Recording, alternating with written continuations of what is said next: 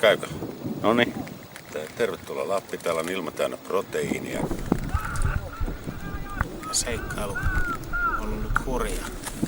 Ja niin poispäin ja sitten niin edespäin ja kaikkea sellaista. Ja sit siellä sit niinku lässy ja sitten lässy ja sit kato yhdessä kohtaa niin tällainen oli ja...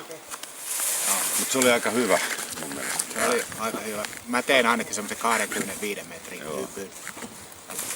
Se meni niinku sille tälle ja tolle ja... Joo, mä edin siinä matkalla ihan mieletön se oli se kierre siinä. Baaroja ja heilutella kavereille ja lähettää kotiin terveisiä ja sit mä laskeuduin hienosti alas. Tää nyt mitä Timo unohti, se nukku 2 viikkoa sen jälkeen, mä käytiin just hakea se tuon Tivakosta. Ihan komea oli lento.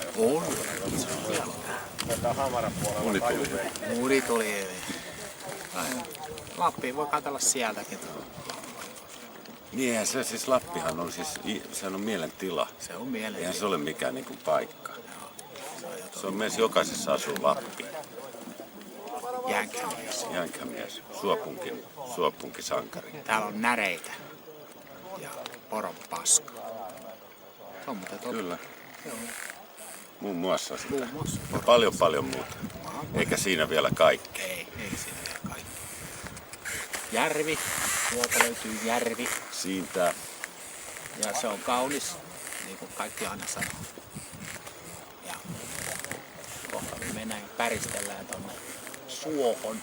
Upotetaan pyörät sinne ja paarmojen seassa revitään niitä sieltä pystyyn. Semmosta se on. Se on kiva. On tuhansia tapoja viettää iltaa ja tämä on yksi niistä. No niin.